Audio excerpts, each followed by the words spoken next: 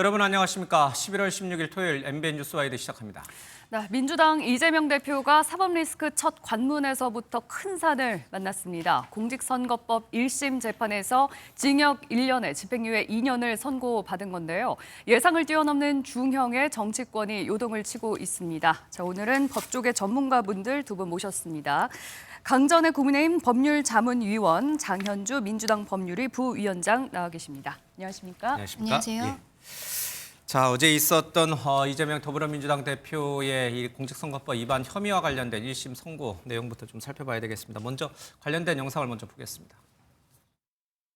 국토부가 요청해서 한 일이고 공공기관 이전 특별법에 따라서 저희가 응할 수밖에 없는 그런 상황이고, 만약에 안 해주면 직무유기 뭐 이런 걸 문제 삼겠다고 협박을 해서 이 국민의힘에서 4명 사진을 찍어가지고 마치 제가 골프를 친 것처럼 사진을 공개했던데 조작한 거죠. 나 얼굴 너무 많이 타버렸어. 오늘 시장님하고 본부장님하고 골프까지 쳤다? 오늘 너무 재밌었고 좋은 시간이었어. 재직 때는 몰랐고요. 도지사가 돼서 재판 받을 때 이 사람의 존재를 알게 됐고. 이재명은 무죄다! 정치검찰 가르쳐라! 이재명을 구속하자! 이재명을 즉각 구속시키는데 우리 모두가 힘을 모아야 되겠습니다. 오늘의 이 장면도 대한민국 현대사의 한 장면이 될 것입니다. 현실의 법정은 아직 2번 더 남아있고, 그리고 민심과 역사의 법정은 영원합니다. 항소하게 될 것입니다. 기본적인 사실 인정부터 도저히 수긍하기 어려운 그런 결론입니다. 네, 어제 있었던 이재명 대표에 대한 선고 관련된 얘기를 좀 들어봤습니다. 아시는 분들은 뭐 다 아시는지만 또 모르시는 분들은 도대체 이재명 대표가 무슨 혐의 때문에 이런 선고를 받은 거야? 왜 징역 1년에 집행유예 2년이 나온 거야? 유예 2년이 나온 거야? 이렇게 또 이제 생각할 수 있으니까 좀 친절한 방송을 지향하겠습니다. 먼저 이 이재명 대표에게 어제 있었던 공직선거법 1심 선고는 도대체 무슨 혐의였습니까? 일단은 두 가지 사건이 같이 붙어 있었는데요. 첫 번째로는 대장동 사건에 있어서 굉장히 관심이 있지 않았습니까? 2020년 선거 때 굉장히 뜨거웠던 이슈였죠. 굉장히 개발 과정에 있어서의 비리 의혹이 크게 불거지고 있었는데, 그때 김문기라는 분이 성남도시개발공사 처장이었는데요. 그 사람에 대해서 이재명이 모른다라고 이야기했었던 부분, 그리고 이제 해외 함께 골프를 갔었던 사진들이 나왔습니다. 근데 그 골프 사진에 대해서 조작이 되었다, 이런 이야기를 했었던 부분들이 있습니다. 그게 하나가 있었고요. 그리고 백현동, 성남시장 시절에 백현동에서도 개발 사업이 있었고 이것 역시 어떠한 비리가 있었던 것이 아니냐라는 의혹들이 있었죠. 그런데 거기에 대해서 이 지역이 종상향이 4종 상향이 되었습니다. 그 과정이 어떠한 내부에서의 비리라든지 이런 것이 아니라 당시 공공기관을 지방으로 이전하라는 것이 박근혜 정부의 그 정책 방향이었기 때문에 박근혜 정부의 국토부로부터 협박을 받아서 종상향을 해주게 되었다라고 발언했었던 부분들이 있었거든요. 이 두 가지 부분이 허위사실 공표로서 본인이 대선 주자로서 당선이 되기 위해 거짓말을 한 것이 아니냐라는 의혹이 있었던 것이고, 그게 기소가 돼서 어제 결국 징역 1년에 집행유예 2년의 판단이 나온 것입니다. 그러니까 2022년도 0.7%포인트 차로 아주 초박빙이었던 선거 결과가 있었는데, 그 당시에 이재명 대표가 방송에 나와서 또 경기도지사 시절 국감 현장에 나와서 했던 발언들이 과연 이 2022년도 유권자들에게 제대로 된 정보를 줄 수 있는 진실에 가까웠느냐, 아니면 거짓된 허위 사실이었느냐, 이제 이 부분에 대한 이제 선고가 있었던 거예요. 그럼 하나하나 짚겠습니다. 먼저 이 김문기 이 성남시장 시절 이제 김문기 이 성남도시개발공사 개발 1처장을 알았느냐 몰랐느냐에 대해서 이재명 대표는 이제 당시 2022년도 당시 여러 차례 한 4차례 정도 방송에 나와서 난 저 사람 모른다.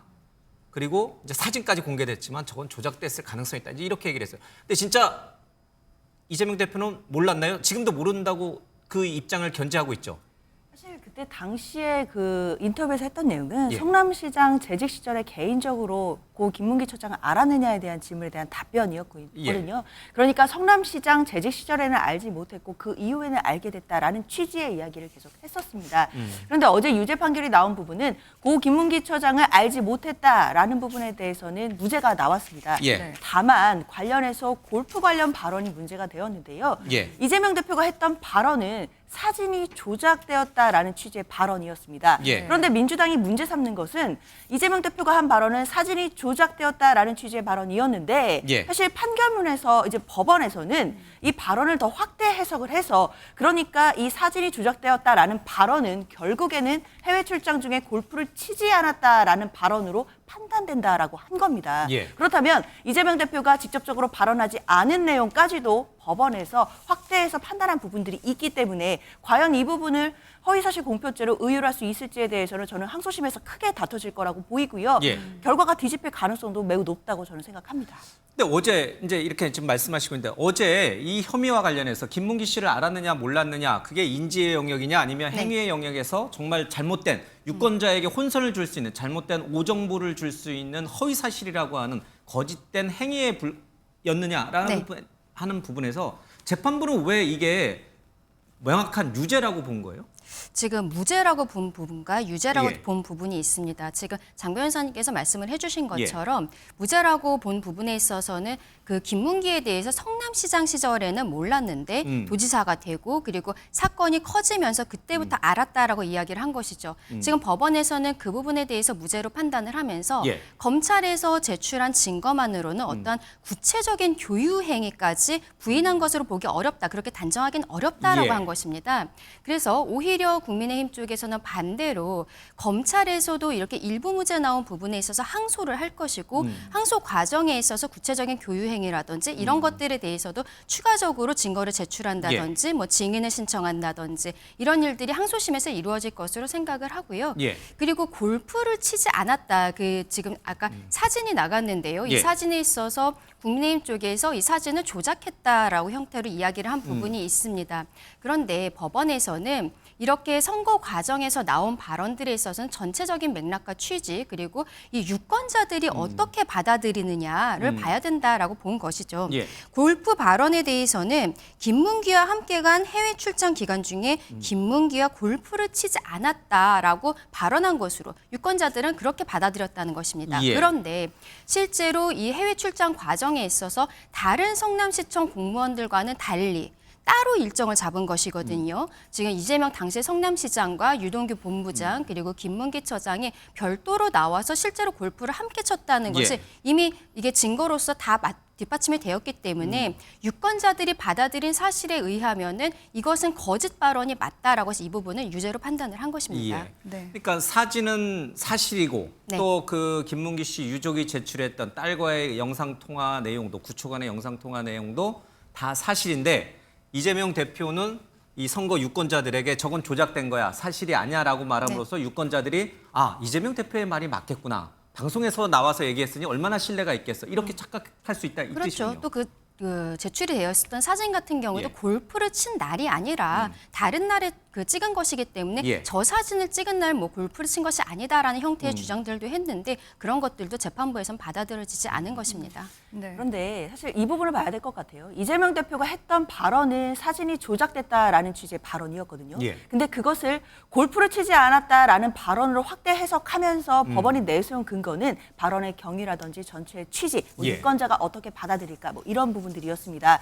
그런데요. 사실 이 발언, 그러니까 이재명 대표가 했던 사진이 조작됐다라는 이 발언을 해석하는 것은 수능의 언어 영역 문제를 푸는 것과 다르죠. 예. 이건 형사법원에서 한 피고인의 어떤 인생을 좌지우지할 수 있는 형사 판결에서 나오는 법 해석입니다. 네. 법 해석의 제일 큰 원칙은 명확성의 원칙이고요. 특히 형사법의 경우에는 해석이 갈리거나 보는 시각에 따라 판단이 달라질 수 있을 때, 즉 애매할 때는 피고인의 이익으로 해야 되는 것 너무나 명확한 원칙입니다. 예. 게다가 250조의 허위사실 공표에 따르면 아무 때나 허위사실을 말했다고 처벌되는 것이 아닙니다. 굉장히 제한적으로 사유가 열거되어 있는데요. 뭐 관련해서 후보자의 뭐 자질, 무슨 뭐 출생지라든지 이런 부분이나 행위와 관련해서 허위사실을 공표했을 때만 처벌받도록 되어 있습니다. 예. 그렇기 때문에 법원이 이재명 대표가 사진이 조작되었다라고 한 발언을 골프를 치지 않았다라는 발언으로, 그러니까 행위에 관한 것으로 확대 해석한 부분, 예. 이것이 과연 형사법 해석에 용납한 가능의 범위 내인지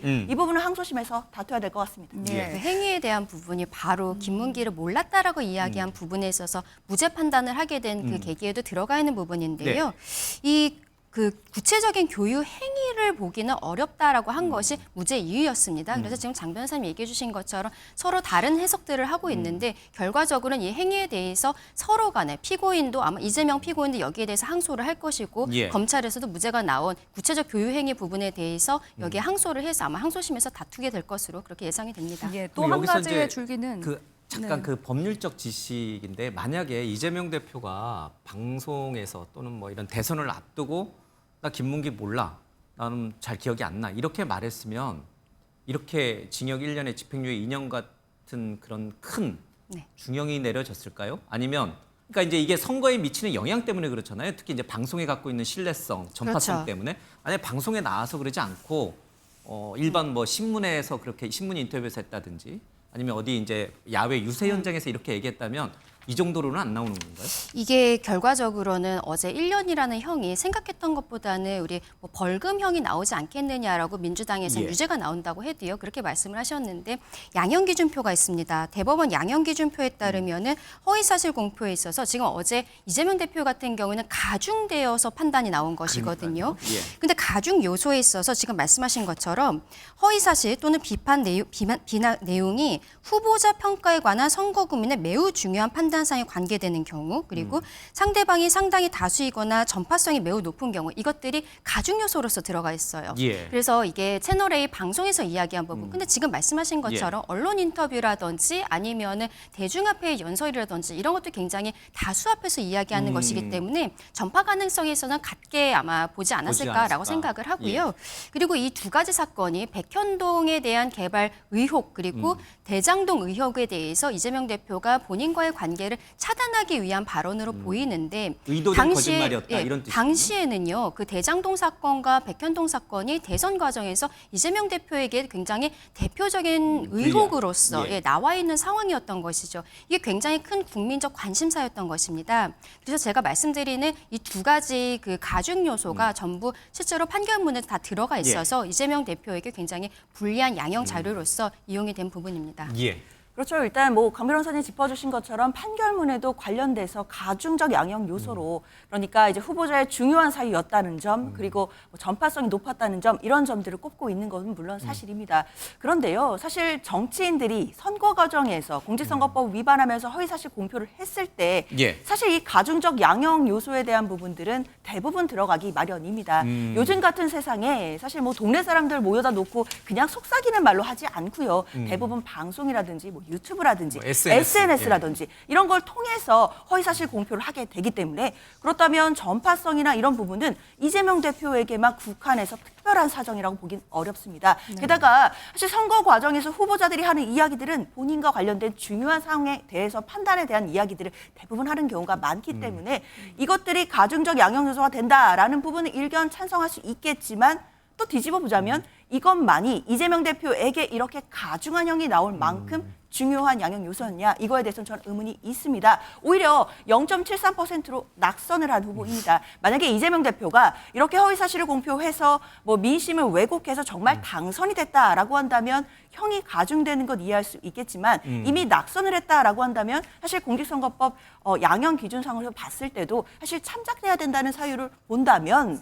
사실 징역 1년에 집행유예 2년이라는 엄중한 형은 좀 과한 것 아닌가라는 생각도 듭니다. 지금 장 변호사님, 형량이다. 예, 그렇게 보시죠. 장 변호사님 말씀해 주신 내용이 실제로는 이재명 대표에게 유리한 사정으로 이미 참작이 되어서 1년형이 나온 것이거든요. 그러니까 아니었으면 예. 2년형 검찰이 구형한 2년형이 그럴 수 있었던 것이죠. 왜냐하면은 판결에서 피고인이 대통령 선거에서 당선되지 못한 점, 그리고 피고인에게 벌금형을 초과하는 범죄 전력이 없는 점을 유리한 사정으로 고려했다라는 것 역시 판결문에 들어있기 때문에 만약에 당선이 되었으면은 당연히 뭐 당선 무효형도 있는 것이지만 거기에 대해서 더 높은 형이 나올 수 있지만 이미 이런 것도 예. 다 고려가 되어서 1년형이 나온 것입니다. 고려가 된 거는 맞는데 예. 제가 생각했을 때는 가중적 양형 요소와 감형적인 양형 요소, 분명 유리한 양형 요소가 예. 있는데 이것을 사실 법관이 제대로 균형 있게 반영했는지에 대해서는 의문이 있는 겁니다. 가중적 양형 요소가 이재명 대표에게만 특별히 가중된 사유는 아니었다고 보이거든요. 예.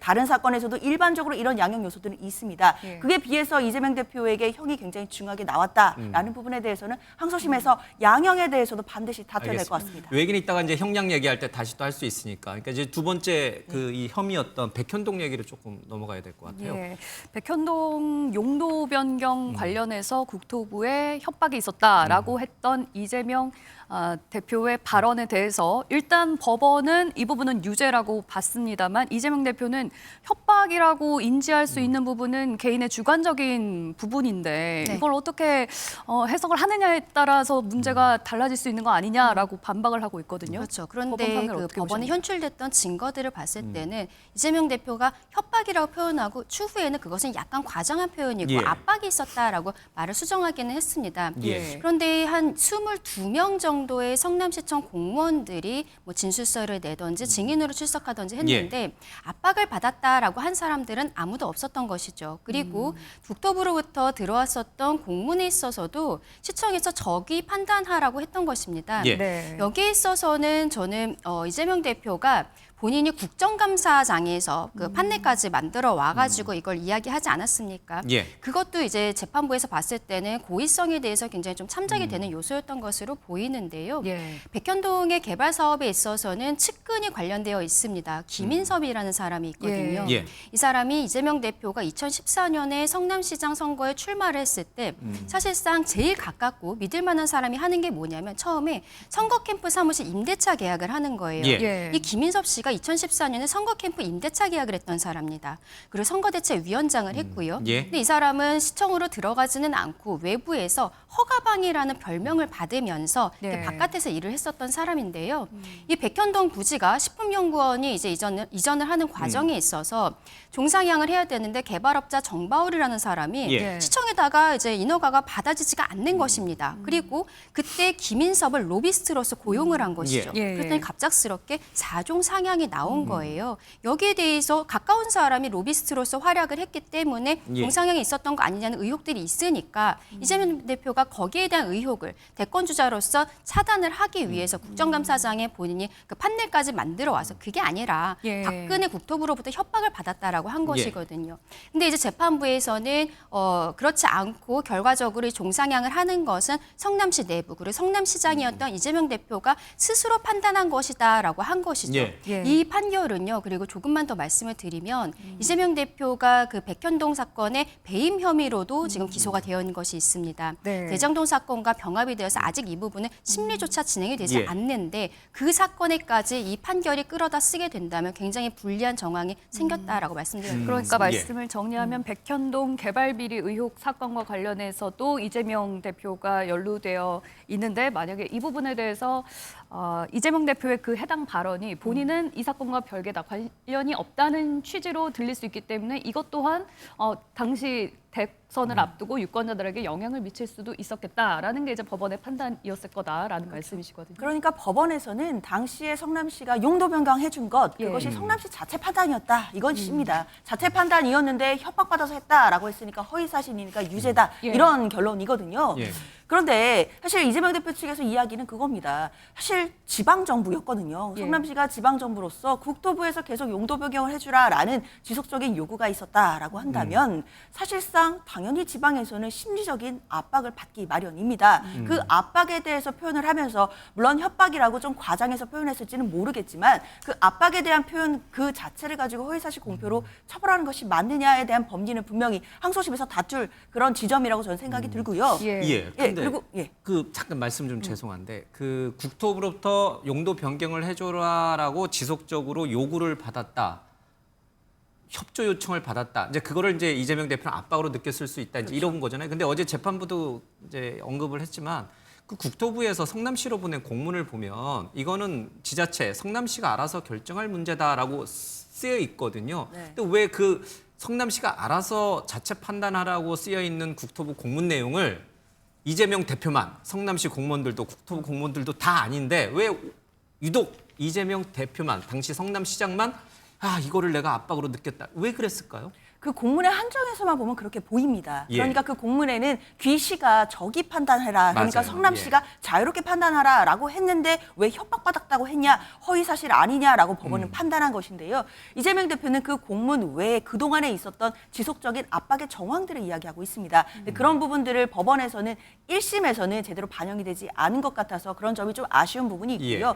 물론 그 공문의 표현은 그렇게 되어 있었지만 당시에 국토부로부터 특히 박근혜 정부 국토부로부터 관련해서 지속적으로 여러 경위로 압박을 받아왔다라는 것이 이재명 대표 측의 주장이고 예. 이런 부분들은 항소심에서 다시 한번 다뤄질 수 있겠다라는 생각 저는 듭니다. 그리고 또 한 가지는 사실 우리가 국감에서 증언을 했을 때는 국회 증언감정법에 따라서 불이익한 처벌을 당하지 않거든요. 네. 근데 그 부분에 대해서도 법원은 국감 증언이라는 외관 아래에서 국감에서 하는 증언의 목적과 다른 방식으로 해명을 하는 자리로 썼다라고 단정을 했습니다. 예. 그러나 당시에 이재명 대표가 도지사로서 관련된 질의들이 상당히 많이 들어오고 있는 상황이었고 국감장에서 당연히 그 질의에 대해 국감 증인으로서 증언을 하는 부분들도 분명히 있었는데 이것을 법원이 어떤 근거로 국감 목적에 반하는 그런 해명의 자리였다라고 단정 지을 수 있는지 이런 부분도 좀 법리상 다퉈볼 필요가 있다고 생각합니다. 그러니까 판넬까지 준비해서 이 백현동 용도 변경에는 내가 관여한 게 아니라 국토부의 압력 내지는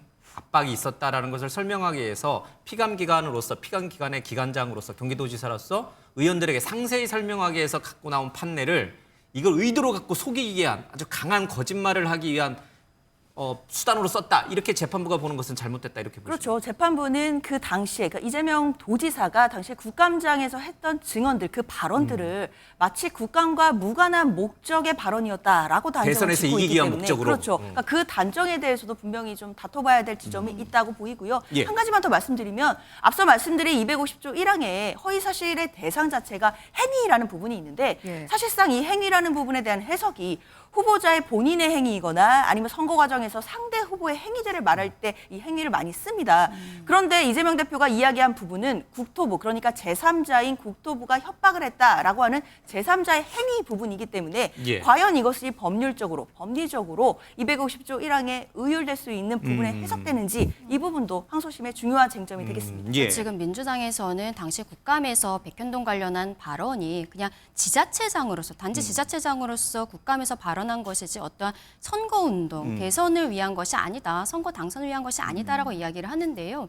지금 이재명 대표가 1년형을 바로 전날에 배우자 김혜경 씨가 공직선거법 예. 위반으로서 150만 원 형을 받지 않았습니까? 그게 대선 경선 당내 경선 과정에 있어서 국회의장 배우자 등 이런 사람들한테 법인카드를 사용해서 식사를 기부행위를 예. 했다는 것이거든요. 근데 날짜를 보면은요. 이 지금 김혜경 씨가 식사를 한 것은 2021년 8월이에요. 예. 그리고 이재명 대표가 국감에서 이야기한 것은 21년 10월입니다. 그렇다면 이미 본인의 배우자는 국회의장 배우자들과 함께 식사를 하면서 교유행위를 하고 있는 상황이었는데 본인은 국감장에서 단순히 그저 지자체장으로서 발언한 것에 불과하다. 그래서 두 가지 사건에 대해서 좀 거시적으로 변호사들이 대응을 했으면 어땠을까라고 생각을 합니다. 그러니까 21년 8월 10월이면 이미 이재명 당시 경기도지사가 민주당의 대선 후보로 선출된 직후죠. 이후죠. 그러니까 예, 예. 그러니까 그렇다 대선 후보가 돼 있는 상태였죠. 그때 이제 대선 경선 과정이었었고 그때 되게 이재명 정확히 대표가 기억나요. 예. 도지사직을 내려놓지를 않았었습니다. 맞아요. 초반에. 예, 예. 그래서 그 당시에 시기에. 다른 후보들과 특히 국민의힘에서도 전체적으로 아니 본인이 대선에 지금 나가겠다고 했으면 도지사직을 내려놔야 되는 것 아니냐. 예. 세비를 받으면서 선거운동을 하는 것이 맞는 것이냐라는 이야기들이 나오고 있는 과정에서 예. 국감장에서 그렇게 판례를 만들어서 이야기를 한 것이거든요. 그것은 본인이 당선을 위해 당선 목적으로 허위사실 공표를 했다라고 그래서 법원에서 보게 된 것입니다. 그때 그러니까 그 시기가 제가 지금 좀 찾아봐야 되는데 정확히 기억이 안 납니다. 네. 민주당의 대선 후보로 확정된 이후였던 거예요? 경기도 국감이 있었던 그 시기가? 그 그 부분은 좀 김혜경 확인- 씨가 이제 밥을 사서 이제 뭐 확인을 해봐야겠지만 예. 뭐 그렇다 하더라도 당시에 유력한 대권 주자였던 건 분명하겠죠. 예. 그렇다 하더라도 당시 경기도지사로서 관계기관으로부터 많은 질의를 받고 있는 상황이었거든요. 이 백현동 특히 예. 그 옹경 아파트와 관련된 수많은 질의를 받고 있었고 그것을 도지사 신분으로서 국감장에서 대답을 한 것입니다. 예. 그 증언을 한 것이고 증인으로 나가서 관련된 현안에 대해서 질의를 한 것이라면 당연히 대권 주자로서의 신분도 있었겠지만 예. 도지사로서 국감에 나와서 증인으로서 증언을 한다라는 그 장면에 대해서도 분명히 판단이 있었어야 하는데 예. 이번 법원의 판결에서는 그 부분에 대해서 지나치게 단정적으로 국감의 목적과는 무관한 발언이었다라고 단정한 부분에 대해서는 항소심에서 분명히 법리적으로 다퉈야 된다고 생각합니다. 알겠습니다. 예. 제가 잠깐 찾아보니까 2021년 10월 10일 날 이재명 대표가 민주당의 그러니까 당시 경기도지사가 네. 민주당의 대선 후보로 선출이 됐네요. 그러니까 이게 국감 고 무렵이네요. 그렇죠? 네. 예, 예. 알겠습니다. 네, 그렇다면 이재명 대표의 형량에 대해서도 사실 이번에 많은 이제 관심이 예. 모아지지 않았습니까? 뭐 벌금 한 100만 원에서 왔다 갔다 할 거다. 요 정도 예상이 있었는데 생각보다 중형이 나와서 이제 정치권에서도 좀 충격이 컸는데요. 징역 1년에 집행유예 2년. 네. 이면은 정치적으로 그 의미가 상당히 크잖아요. 그렇죠. 결국 대법원에서 확정될 때까지는 예. 뭐 예. 계속적으로 정치 활동을 할 수 있습니다만 이재명 대표의 나이라든지 이런 것들을 봤을 때 만약에 이대로 확정이 된다면 100만 원만 넘어도 사실 뭐 지금 징역 1년이라고 하지만 100만 원으로서 선고가 마무리가 된다고 해도 본인이 다음번 대선을 출마하지 못하는 부분들에 있어서는 굉장히 큰 정치적인 타격이 있을 수밖에 없을 것 같습니다. 예. 지금 이재명 대표를 중심으로 해서 민주당, 특히 더민주혁신회 측에서는 이재명 대표가 이번에 유죄가 나온다고 해도 민주당 내에서의 입지라든지 이런 것들에 있어서의 큰 변화는 없을 것이다라고 이야기를 했었거든요. 예. 그런데 그것은 제 생각에는 벌금형을 전제로 한 이야기가 아니었나라고 생각을 합니다. 이렇게 징역형이 나온다는 것은 실상 법조계에서도 조금은 놀라운 부분들이 있었어요. 예. 그리고 앞서 말씀드린 것처럼 일부 무죄가 나왔음에도 불구하고 징역 1년이 나온 것이거든요. 예. 그러면은 항소심에서 지금 민주당과 그리고 이재명 대표도 물론 유죄가 나온 것에 대해서 무죄로 바꾸기 위해 노력을 할 것이지만 예. 검찰에서도 김문기 처장과의 그 교유 관계라든지 이런 것에 대해서 추가적으로 입증을 해서 항소심에서 이것이 또 받아들여질 가능성도 있습니다. 예. 그렇다면 항소심에서 오히려 형이 올라갈 가능성도 있는 것이거든요. 그래서 여기에 대해서는 결과적으로는 또 25일에 위증교사 사건도 굉장히 좀 크게 봐야 되는 부분인데 예. 민주당과 그 이재명 대표의 민주당 내의 입지 자체도 좀 흔들리게 되지 않을까. 처음에 예상과는 좀 달라지지 않을까라고 생각합니다. 그렇죠. 지금 형이 확정된 건 아니고 아직 두 번의 재판이 현실의 네. 재판이 남아 있습니다만 아까 여러 가지 다툼의 여지가 있다고 하셨는데 이 징역 1년에 집행유예 2년이 앞으로의 재판에서 형이 조금 줄어들 가능성은 얼마나 있다고 보세요? 그리고 그게 기준이 중요하지 않겠습니까? 벌금 100만 원을 이하가 되는, 미만이 되는 그 수준까지도 깎일 수 있을 거라고 보세요? 일단 어제 사실 선고가 나왔을 때 뭐 저도 물론 생중계로 보고 있었는데요. 선고가 나는 순간에 사실 민주당에 소속돼 계신 의원님들도 많이 충격을 받으시고 특히 이제 지지자분들, 당원분들도 전혀 예상하지 못한 결과였기 때문에 당 내부적으로 좀 술렁임이 있었던 것도 사실입니다. 예. 그렇기 때문에 어제 바로 긴급 최고위원회도 열렸고 당 입장도 격앙돼서 나오기도 했었는데요. 사실 그렇기 때문에 예측하지 못했던 부분에 대한 충격이 있는 것은 사실이지만 네. 그렇다 하더라도 지금 기류로서는 민주당이 이재명 대표를 중심으로 하는 단일 대우가 흔들리거나 뭐 균열이 가거나 이런 기조는 전혀 보이지 않고 있습니다. 네. 사실 이재명 대표의 1심 선고는 지금 수긍하기가 어렵다라는 분위기가 더 큰 것이고 항소심을 통해 다투면 얼마든지 이 부분, 이 판결 자체를 뒤집을 수 있다라는 부분들에 대해서도 많은 분들이 얘기하십니다. 예. 그렇기 때문에 사실 이 법으로 대응해야 될 부분, 그러니까 항소심을 가거나 법리적으로 대응할 부분들을 얼마든지 해야 되는 것이고 그것 말고 야당이 야당으로서 해야 될 일들, 뭐 김건희 여사에 대한 특검법을 어떻게든 통과시켜야 되는 부분이라든지 지금 명태균 씨와 관련돼서 공천 개입 의혹들이 시시각각 나오고 있는 상황인데 이런 부분에 대해서 진상을 밝혀야 되는 부분이라든지 야당이 해야 되는 부분은 차질 없이 하겠다라는 그런 단일 대우의 모습은 보이고 있습니다. 예, 1심 근데- 결과 나오기까지 또 사실 시간이 굉장히 오래 걸렸잖아요. 공직선거법상 지켜야 하는 기한이 그렇죠. 있습니다만 그걸 훌쩍 뛰어넘고 그것만 해도 벌써 1심만 2년 넘게 걸렸는데 다음 2심, 3심 결과가 언제 나올 수 있을까? 대선 전에는 지금 보통 나올까요? 공직선거법 같은 경우에는요. 1심이 6개월 그리고 항소심과 대법원이 3개월 안에 마무리를 하도록 예. 되어 있지만 이게 어떤 권고 규정 이상의 그 어떤 제한을 하기는 어려운 것이 사실입니다. 근데 최근에 대법원에서 이거를 좀 규정을 지켜라. 6개월, 3개월, 3개월 안에 판결을 내도록 하라라는 것을 전국 법원에다가 공문을 내려보낸 부분들이 있거든요. 이재명 대표의 이 공직선거법 사건이 2년이 넘게 걸려서 드디어 1심 판결이 나온 것인데 이 상황에 있어서 지금까지 증인들이 굉장히 좀 많이 나온 부분들이 있고 항소심에서도 근데 일부 무죄가 나오기 때문에 검찰에서도 추가적인 증거를 제출할 것이고 이재명 대표 측에서 추가적으로 증거를 제출하는 것은 있을 것입니다. 그럼에도 불구하고 항소심 재판부에서도 이걸 빨리 진행해야 된다는 생각들을 분명히 가지고 있을 거예요. 그리고 대법원에 있어서는 추가적으로 뭐 증인을 받거나 그런 일들은 없을 것이기 때문에 법률심이거든요. 더 그래서 시간이 당겨질 네, 거다. 그런 상황이기 때문에 빠르다면은 아마 내년 안에 대법원 판결까지도 나오지 않을까라는 것이 지금 법조계의 시각입니다. 3개월까지 지키기는 어려운 부분들이 있지만 만약 그렇다면 내년 안에 공직선거법이 100만 원 이상의 형으로서 확정이 돼버리면은 사실상 대장동 재판이라든지 이런 것들은 내년이 돼도 1심 판결 나오기 어려울 것 같다라는 시각들이 있거든요. 그런데 만약에 공직선거법으로서 그리고 지금 위중교사 사건도 있지 않습니까? 이것도 만약에 대법원까지 가는 것이 내년 안에는 다 마무리될 것으로 어느 정도 예상이 되거든요. 위중교사는 특히 논점이 많지가 않기 때문에 그렇습니다. 그렇다면 그 뒤에 부분에 있어서의 선고는 이재명 대표가 이미 피선거권을 박탈이 된 상황에서 나올 수 있기 때문에 아마도 지금 이 공직선거법 사건의 항소심의 속도감이 가장 중요한 포인트가 될 것으로 보입니다. 근데 제가 장현주 우리 부위원장님께 좀 여쭤보 두 분 다 변호사시니까 지금 이 1심 선고 공직선거법 위반 혐의 1심 선고가 나오기까지 2년 2개월이 걸렸죠. 꽤 오랜 기간 동안 이 문제를 다퉈왔어요. 물론 중간에 재판장이 바뀌기도 했고 또 뭐 이재명 대표가 단식이나 코로나에 걸려서 못 나온 경우도 있었고 여러 가지 이제 국회 당대표로서 국회 활동을 하면서 이렇게 지연된 것도 좀 있긴 한데 사실은 아까 말씀하신 것처럼 증인이 양쪽 다 막 50여 명이 넘게 왔고요. 문서만 해도 어마어마하게 제출이 됐단 말이에요. 두 분 다 변호사니까 이제 당 소속이 아닌 변호사 입장에서 봤을 때 그렇게 부를 수 있는 사람 증인들 다 불렀고 그렇게 검토할 수 있는 양쪽의 증거들 다 사법부가 다 확보해서 다 봤어요. 그러면 이게 물론 1심이지만 항소심에서 이를 뒤집을 만한 증거나 이를 뒤집을 만한 증인이 또 나올 수 있겠냐는 거죠. 이미 이제 본인들이 갖고 있는 모든 걸 다 쏟아부은 결과가 지금 1심 선고라는 얘기죠. 2년 2개월 동안. 자, 이걸 과연 반전시킬 수 있는 진짜 100만 원 이하로 갈 수 있는 가능성이 변호사로 보실 때 몇 프로나 되는 것 같아요?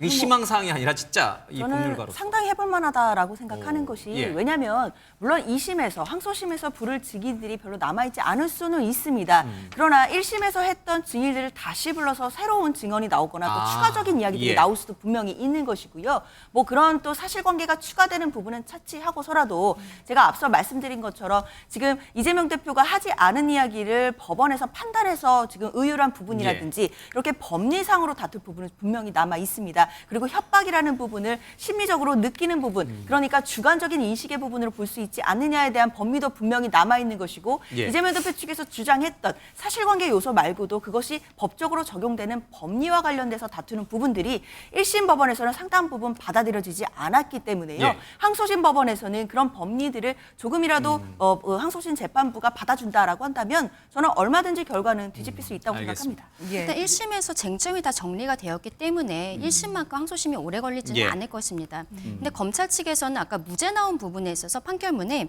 검사가 제출한 증거만으로는 위 몰랐다는 발언이 나머지 뭐 구체적인 교유행위를 부인하는 것이라 단정할 수 없다라고 이야기했거든요. 결국에는 지금 이 판결문 자체에서 검사가 제출한 증거가 부족했다라는 것을 뭐가 부족했는지를 얘기해줬기 때문에 그렇다면 검사들로서는 뭔가 구체적인 증거들을 찾는 과정이 있겠죠. 그렇다면은 지금 1심처럼 모든 증거를 제출해야 되는 것은 아니어서 속도감은 조금 더 올라갈 것이다. 그런데 문제는 이재명 대표의 입장에서 생각을 해보면은요. 1심에서 벌금형을 선택할 수도 있고 징역형을 선택할 수도 있었습니다. 판사가 어느 형을 어떤 종류를 선택할지 재량이 있는 것인데 1심에서 이미 징역형을 선택을 하면 항소심에서는 꼭 법적으로 구속되는 건 아니지만 항소심 재판부에서 갑작스럽게 이것을 벌금형으로 바꾸는 것은 실상 쉽지는 않아요. 뭐 징역 맞습니다. 1년에서 6개월이나 3개월로 그렇게 내리는 것은 뭐 어느 정도 가능할 수 있겠습니다만 현실적으로는 이거를 형의 종류 자체를 바꾸는 일은 많지 않거든요. 그래서 그 부분에 있어서도 이재명 대표와 변호인 측에서는 아마 잘 알고 있을 것이니까 고민이 많은 지점일 것으로 보입니다. 사실 공직선거법 위반 재판은 이재명 대표의 사법 리스크 관문의 첫 재판이었잖아요. 앞으로 또 줄줄이 재판들이 많이 남아있고 당장 앞으로 예정되어 있는 것이 바로 25일에 있을 위중교사 관련 재판인데요. 먼저 준비된 영상부터 보고 얘기 계속 이어가겠습니다. 그런 얘기들을 좀 기억을 좀 되살려서 네. 혹시 기회 되면 네네. 그런 뉘앙스 그런 분위기 때문에 내가 뭐 구속되다. 근데 검찰이 그런 내용은 다 빼고 짜집기를 해가지고 위증을 교사했다고 기소를 하니 이게 사건 조작, 증거 조작 아니고 뭐겠습니까? 법정에서 포괄녹취 재생됐는데 아직도 검찰의 짜깁기라고 보십니까? 그거는 기자 여러분이 한번 들어보세요. 묻지 말고 들어보면 알 수 있지 않습니까? 그런 노력은 최소한 하세요. 없는 사실을 만들어서 억지로 만든 사건입니다. 재판이란 실체적 진실에 따라서 합리적으로 이루어지는 것이고 재판뿐만이 아니라 국민과 역사의 심판도 반드시 뒤따른다는 것을 이 나라 역사 최악의 정치 검사들은 깨우쳐야 될 겁니다. 위증교사 다음 주 25일 또 이 역시 1심 선고가 있는데 이것도 사건을 이제 추적해 들어가다 보면 할 얘기가 막 산더미처럼 나오게 돼서 요거는 다음 주에 저희들이 좀 선고가 나오면 바로 다음 날 또 저희가 좀 자세히 전해드리도록 하고 어제 있었던 1심 선고 관련해서 이거는 좀 뭐 사법적인 영역 외적인 부분인데 사실 이게 비교하는 게 부적절하다고 또 생각이 들 수 있지만 미국의 경우에 트럼프 대통령이 대통령 재직 시절 또는 이제 그 낙선하고 나서 바이든 대통령한테 당시 선거에서 지고 나서 여러 가지 의회 그 폭력을 선동했다는 등등 여러 가지 또 이제 뭐 대통령 재직 시절에 여러 가지 이제 외부에 유출할 수 없는 그런 비밀 정보들을 유출해 등등 여러 가지 혐의와 관련해서 재판을 받고 있었잖아요. 근데 딱 대통령 선거에 딱 나가니까 재판부가 재판을 전부 물론 이제 주마다 하는 재판이 있고 연방에서 하는 게 있었지만 딱 거의 올스톱되고 트럼프가 딱 당선이 되니까 그러면 그 재판들은 어떻게 되는 거야? 그랬더니 뭐 셀프 사면부터 시작해서 각 주에서는 또 알아서 그거를 뭐 보류한다든지 무효 처리한다든지 이런 정치적 행위라고 해야 되나요? 사법부의 그러니까 대선 후보 대통령이 된 사람에 대한 사법부의 고려가 있었단 말이에요. 그렇게 해석을 해도 될지 모르겠지만 근데 왜 우리 1심 재판부 어제 1심 재판부는 지금 이 야권의 유력한 물론 대선 후보였던 적도 있지만 앞으로 있을 차기 대선의 유력한 후보인 이 야당 대표에게 그런 부분을 그러니까 미국 법원처럼 사법부처럼 왜 그런 고려를 하지 않았느냐는 거죠. 글쎄요, 뭐 그런 부분은 뭐 법관의 마음속에 있을 것 같은데요. 사실 저는 재판부가 뭐 그런 정치적인 고려까지 하면서 판단을 했다라고 생각하고 싶지는 않습니다. 뭐그 정도로 우리 사법부가 사실상 뭐 정치적으로 뭔가 편향되어 있거나 이렇게 생각하고 싶지는 않기 때문에 아마 정치적인 고려가 없이 나름대로는 법리에 따라 판단을 했을 거라고 보는데 그렇다고 하더라도 이 판결 자체에 대해서는 수긍할 수가 없기 때문에요. 당연히 법리적인 부분으로 항소심에서 다툴 부분은 다투어야 된다라는 이야기입니다. 그리고 이제 민주당이 하는 이야기는 사실 검찰이 시작한 이런 그 정적 제거에 대한 이런 정치 말살에 대해서 법원이 뭔가 이 부분에 대해서 검찰의 왜곡된 기소를 그대로 받아주는 판결로 화답을 했다라는 것이 예. 입장이기 때문에 아마 항소심에 가서 다투는 건 당연한 것이고 뭐 별개로 야당이 할 수 있는 또 정치적인 이야기들은 계속 나올 것이라고 보입니다. 예. 네, 근데 항소심에 가도 일단은 백현동 사건에 예. 있어서는요. 앞서 말씀드린 그 김인섭이라는 사람이 5년형을 이미 항소심까지 받았고 대법원이 이번 달에 선고가 있습니다. 예. 대법원 선고가.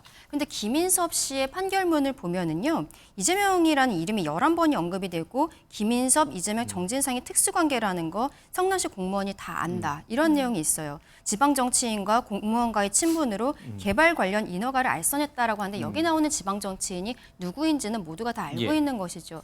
이러한 판결이 대법원까지 확정이 됐을 때 그리고 지금 이화영 부지사에 대해서도 이번 달에 항소심 판결이 또 예. 나오지 않습니까? 이게 다른 사건들의 판결들이 축적이 되어가면 이재명 대표 입장에서는 본인에게 불리한 정말로 정확한 증거들이 알겠습니다. 생기는 것이거든요. 그 네. 부분에 있어서도 그 재판의 속도 과정에서 좀 신경을 써야 될 것으로 보입니다. 예, 하나만 좀 예. 여쭤볼게요. 이재명 대표가 이제 선고가 나온 후에 했던 말이 있잖아요. 아까도 앞서 말씀드렸습니다만 현실의 법정은 2번 남아 있고 민심과 역사의 법정은 영원하다. 이 말인즉슨 이제 민심을 보고 가겠다. 어떻게 보면 이제 장외 집회를 끝까지 투쟁을 밀고 나가겠다라는 취지로도 들리기도 하거든요. 그런데 한동훈 대표가 오늘 이런 얘기를 했습니다. 피고인이 판사를 겁박하는 것이냐. 이거야말로 최악의 양형 사유다. 그러니까 민주당이 계속 장외 집회 나가고 오늘도 나갈 거잖아요. 이런 부분들이 오히려 재판 결과에 더 안 좋은 영향을 미칠 거다. 이런 취지의 얘기거든요. 어떻게 보세요? 저는 사실 뭐 장애 집회, 민주당이 하고 있는 장애 집회와 이재명 대표의 1심 선고를 연결짓는 건 저는 국민의힘의 프레임이라고 생각합니다. 정치적 공세에 불과하다고 생각하는데요. 그러니까 일각에서 얘기하는 재판부를 향한 여론전이다. 이거는 절대 아니다라는 말씀이시죠. 아니 여론전을 폈는데 결과가 이렇다라고 한다면 그 여론전이 의미가 있었겠나요? 사실 그렇기 때문에 저는 한동훈 대표가 뭐 당연히 여당의 대표로서 정치 경선을 할 수 있다라고 생각은 들지만 예. 그럼에도 좀 너무 나간 부분이 있다고 생각이 들고요. 야당으로서는 이재명 대표의 1심 선고는 1심 선고대로 대응하는 것이고 그리고 이 1심 선고 말고 야당이 해야 할 일이 정말 많습니다. 예. 관련해서 뭐 김건희 여사 특검법이라든지 이런 부분 장애 집회를 통해서 국민의 목소리 모아야 된다는 것 계속 일관된 이야기입니다. 그러면 앞으로도 계속 장외 투쟁은 이어가겠다. 이제 더 커지나요? 지금으로서는 장애 집회는 이어질 예정이고 아무래도 김건희 여사의 특검법이 대통령이 거부권을 행사하더라도 통과할 때까지는 장애 집회의 필요성은 있지 않을까 생각됩니다. 알겠습니다. 자, 오늘 두 분 말씀은 여기까지 예. 듣도록 하겠습니다. 강전의 국민의힘 법률자문위원, 장현주 민주당 법률위 부위원장과 함께했습니다. 감사합니다. 고맙습니다. 감사합니다.